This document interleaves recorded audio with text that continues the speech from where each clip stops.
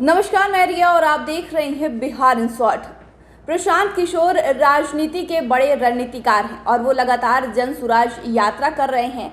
और इसी बीच वो मोतिहारी पहुंचे, जहां उन्होंने मुख्यमंत्री नीतीश कुमार और उप मुख्यमंत्री तेजस्वी यादव को लेकर बड़ी बात कही है। उन्होंने कहा है कि अगर मुख्यमंत्री नीतीश कुमार और डिप्टी सीएम तेजस्वी यादव के द्वारा अगर 10 लाख नौकरियां नहीं दी जाती हैं तो आगे उनका घेराव किया जा सकता है। आप प्रशांत किशोर को सुनिए कि उनका इस विषय में क्या कुछ कहना है। जो चुनकर आए उन्हीं को सब लोग मिलकर जिताएं और वो लोग जीत कर आएंगे तो शायद इस व्यवस्था को सुधारा जा सकता है।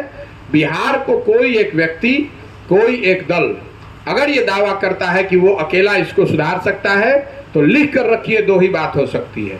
या तो वो आदमी मूर्ख है, उसको समझ नहीं है कि समस्या कितनी बड़ी है, या सिरे से हमको आपको सबको मूर्ख बना रहा है। जीतने के बाद वो भी कुछ करने वाला नहीं है। इसीलिए मैं कह रहा हूं कि भाई प्रशांत किशोर अकेले की ताकत नहीं है ये करने की। जब समाज जगेगा, लोग मिलेंगे तभी हो सकता है, नहीं तो मैं भी झूठे वादे कर सकता हूं। अब देख लीजिए, नीतीश कुमार ने भी दावा किया है कि 10 लाख लड़कों को सरकारी नौकरी दे देंगे। मैं ये समझ रहा हूं कि तेजस्वी यादव ने यह वादा किया था चुनाव प्रचार के दौरान, तो उसको तो गंभीरता से मैं नहीं लेता हूं। तेजस्वी यादव तो कुछ भी कह सकते हैं, उनके कहने का क्या है। उन्होंने तो कहा था कि पहली कैबिनेट मीटिंग होगी तो कलम से पहला ऑर्डर यही होगा कि 10 लाख लोगों को नौकरी मिल गई। उनको जानकारी नहीं है कि कैबिनेट में इस तरह का कुछ करने का प्रावधान ही नहीं है। तो आप मान लीजिए कि उनके कलम की स्याही सूख गई। लेकिन जो नीतीश कुमार जी हैं, जो 15 साल 16 साल से इस राज्य के मुख्यमंत्री हैं, मेरे लिए आश्चर्य की बात है कि ये आदमी जो 16 साल से मुख्यमंत्री है, वो अचानक से 15 अगस्त को कहते हैं कि मैं 10 लाख लोगों को सरकारी नौकरी दे दूंगा। तो मैं आश्चर्यचकित हूं कि अगर 10 लाख लोगों को सरकारी नौकरी दी जा सकती है या दी जा सकती थी तो आपने पहले क्यों नहीं दे दिया? इतने दिन से क्यों रुके हुए थे? लेकिन मान लीजिए कि नीतीश जी को अब सपना आया है या अब ज्ञान हुआ है कि 10 लाख लोगों को सरकारी नौकरी दी जा सकती है, तो मैंने अगले दिन घोषणा की है कि अगर नीतीश कुमार आने वाले 1 साल में 15 अगस्त से अगले 15 अगस्त तक 10 लाख सरकारी लोगों को नौकरी दे दें तो उनके समर्थन में ये पूरा अभियान वापस ले लेंगे और उनका फिर से प्रचार करेंगे। कोई दिक्कत नहीं, हमको राजनीति करने में कोई दिलचस्पी नहीं है बिहार में, लेकिन 10 लाख लड़कों को सरकारी नौकरी मिलनी चाहिए। अब 3 महीना उसमें हो चुके हैं, मैं रोज कैलेंडर में काट रहा हूं। 3 महीना हो गया, 10 लाख में कितने लड़कों को नौकरी मिली आप देख लीजिए। लेकिन अगर साल भर होने के बाद नौकरी नहीं मिली तो ये बात खाली नहीं जाएगी। इस पर राज्य में बहुत बड़े स्तर पर आंदोलन आप देखेंगे। आप देखेंगे कि जैसे किसानों ने दिल्ली को घेर लिया, उसी तरह नीतीश कुमार भी और ये महागठबंधन की सरकार इस बात के लिए तैयार रहे कि साल भर के अंदर अगर 10 लाख लड़कों को सरकारी नौकरी नहीं दिया, जो उन्होंने वादा किया है गांधी मैदान से, तो उनकी सरकार का चलना वहां मुश्किल कर देंगे। इतने लोगों को जाकर पटना घेरेंगे कि वहां बैठ के उनका दही चूड़ा खाना भूल जाएगा। आप देख लीजिएगा। सर, पहले आप इन लोगों के साथ अपने दिखा रहे, इसमें क्या खा रहे? मेरे भाई, मैंने कह दिया, मैं रोज कैलेंडर में एक दिन काट रहा हूं। उनको जो नियुक्ति पत्र बांटना है बांटे। वो अगर जाली नियुक्ति पत्र भी बांटना शुरू कर दे तब भी 10 लाख सरकारी नौकरी का नियुक्ति पत्र नहीं बांट सकते हैं। मेरा विश्वास है ये झूठ बोल रहे हैं ये लोग, क्योंकि उनके पास ना कोई योजना है, ना कोई उन्होंने इसको सोचा। गांधी मैदान में खड़े हुए घोषणा कर दी। इसीलिए मैं पूरे विश्वास से कह रहा हूं कि अगर 10 लाख लोगों को सरकारी नियुक्ति पत्र दे दिया जाए, सरकारी नौकरी लग जाए, तो मुझे कोई जरूरत नहीं है बिहार में राजनीति करने की या इस तरह का प्रयास करने की। मेरे पास काम करने के लिए पूरा हिंदुस्तान पड़ा हुआ है। आप अगर 10 लाख लोगों को सरकारी नौकरी देने का मतलब ये है कि बिहार की कई और व्यवस्थाएं बहुत अच्छी हो जाएंगी, तभी तो आप नौकरी दे पाइएगा। पैसे लाइएगा कहां से? 40-50 हजार करोड़ रुपया अलग से चाहिए, कहां से लाइएगा पैसे? उसके लिए आपको अपना रेवेन्यू बढ़ाना पड़ेगा। रेवेन्यू बढ़ाने के लिए उद्योग लगाना पड़ेगा, वहां इन्वेस्टमेंट होना चाहिए, ग्रोथ होना चाहिए। जब वो कुछ है नहीं तो नियुक्ति कैसे दे दीजिएगा?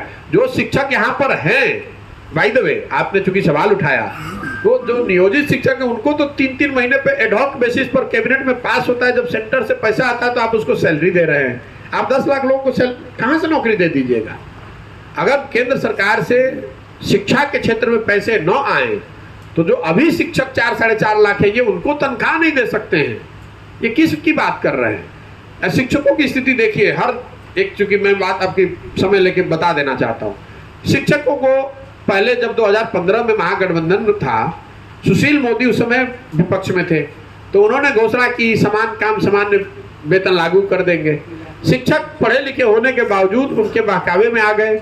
उन्होंने भाजपा का समर्थन भी किया 2015 में। संयोग देखिए कि 2017 में वही सुशील मोदी डिप्टी सीएम बन गए, तो उनके पास अवसर था ये काम को करने का। 5 वर्ष में उन्होंने काम नहीं किया। 2020 में शिक्षकों को फिर बेवकूफ बनाया गया। इस बार तेजस्वी यादव ने कह दिया कि मैं आऊंगा तो शिक्षकों को समान काम समान वेतन लागू कर दूंगा।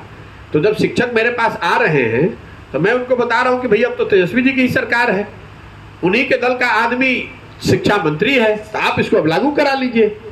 ये देखिए, बिहार में नेताओं की आदत हो गई है कि कुछ भी बोलिए और बोल के निकल लीजिए। आपको मालूम है कि चुनाव जब होगा, वोट होगा, तो लोग इन बातों को भूल के वोट तो एक ही चीज पर होगा, जात पर, धर्म पर, या इस बात पर होगा कि कौन भाजपा को लाना चाहता है, कौन भाजपा को रोकना चाहता है और कौन लालू जी को रोकना चाहता है।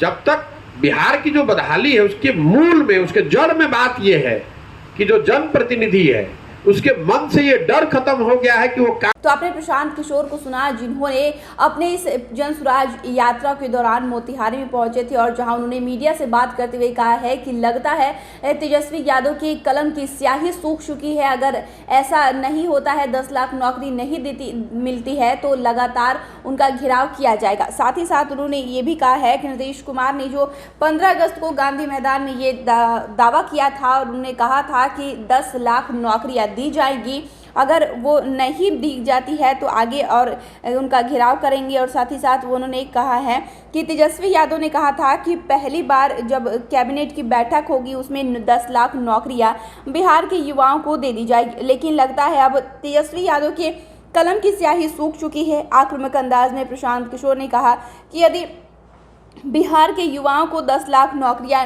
देने का वादा महज चुनावी जुमला हुआ तो बिहार के युवाओं के साथ मुख्यमंत्री का घेराव भी करेंगे।